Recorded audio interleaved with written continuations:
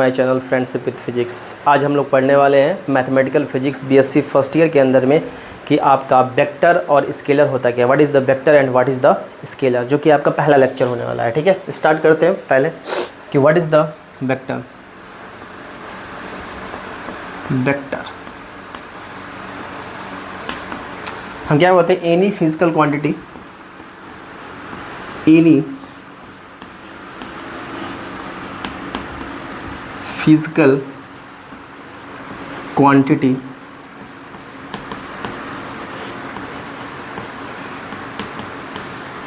which have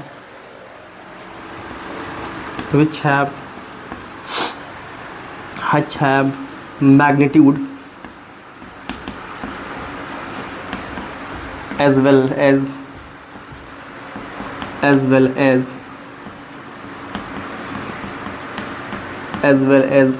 direction and also it follow the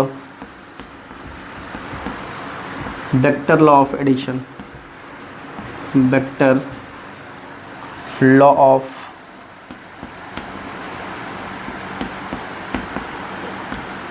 addition. अब देखिए vector law of addition क्या होता है। जैसे अगर मैं बोलूँ कि आपके पास ए वेक्टर है, मान लो ये 3 सेंटीमीटर है, ठीक है, और आपके पास ये बी वेक्टर है जो कि आपके पास 4 सेंटीमीटर है। तो इसको अगर लिखा जाएगा ना तो 4 और 3 ये होता है ए प्लस बी वेक्टर होता है। तो ए प्लस बी अगर जोड़ोगे तो कितना आ जाएगा आपका 7 सेंटीमीटर आ जाएगा। लेकिन आप क्या करते हैं कि अगर पाइथागोरस लगाओगे तो अंडर रूट में आ जाएगा। 4 का स्क्वायर 16 और 3 का स्क्वायर 9, 16 9 हो जाएगा 25, 25 से निकल गया 5 सेंटीमीटर। लेकिन नहीं, वेक्टर लॉ ऑफ एडिशन में क्या होता है, ये जो दोनों चीज़ होता है ये जुड़ता है, मतलब ए वेक्टर और बी वेक्टर अगर जोड़ा जाएगा तो ए प्लस बी आ जाएगा। तो 7 सेंटीमीटर। अगर एग्जाम्पल में बात करें कि एग्जाम्पल क्या होता है इसका, एग्जाम्पल की बात कर लो तो फोर्स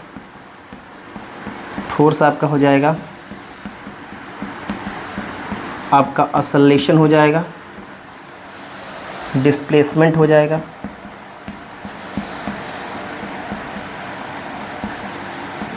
ठीक है, फोर्स हो जाएगा आपका, असलेशन हो जाएगा और आपका डिस्प्लेसमेंट हो जाएगा। तो सबसे बढ़िया तरीका अगर आपको जानना है कि व्हाट इज़ द वेक्टर, तो वेक्टर का मतलब क्या हो गया कि ऐसी कोई भी फिजिकल क्वांटिटी जिसके पास मैग्नीट्यूड हो, साथ ही साथ उसके पास क्या हो, डायरेक्शन भी हो, लेकिन एक शर्त और है, वो वेक्टर लॉ ऑफ एडिशन को फॉलो करता हो। वेक्टर लॉ ऑफ एडिशन मैंने बता ही दिया कि अगर ये ए 3 सेंटीमीटर है, बी अगर आपका 4 सेंटीमीटर है, तो दोनों का सम आएगा जो आपका ये वेक्टर ऑफ सम आएगा, ए प्लस बी जो आएगा 7 सेंटीमीटर आएगा। तो ऐसे कंडीशन को अगर ये फॉलो करता है तो वेक्टर होता है। जैसे फोर्स की बात कर लो तो फोर्स क्या होता है, फोर्स के पास मैग्नीट्यूड होता है, लेकिन आप किस दिशा में लगा रहे हो उससे पता चलता है। असलेशन की बात करो तो असलेशन के पास भी मैग्नीट्यूड होता है और साथ ही साथ डायरेक्शन होता है। डिस्प्लेसमेंट भी क्या होता है, डायरेक्शन, मतलब कहाँ पे मूवमेंट किया, कहाँ से कहाँ का लेना है डिस्टेंस, मतलब कि आपने फाइनल पोजीशन और इनिशियल पोजीशन होता है तो उसमें भी डायरेक्शन आ जाता है। इसलिए डिस्प्लेसमेंट भी क्या होता है, एक तरह से आपका वेक्टर क्वांटिटी होता है। नेक्स्ट पार्ट अगर हम बात करें स्केलर की, स्केलर, ठीक है, स्केलर क्वांटिटी, स्केलर क्वांटिटी। देखिए स्केलर क्वांटिटी में क्या होगा, सिंपल सी बात है। स्केलर क्वांटिटी की अगर हम बात करें तो any physical quantity, any physical quantity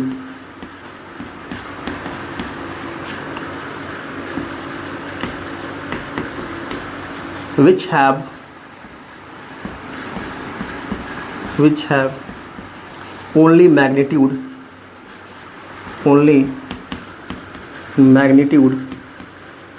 not direction,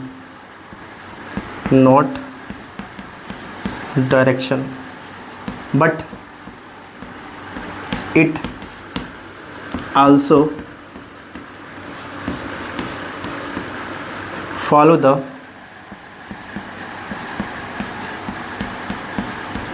vector law of addition,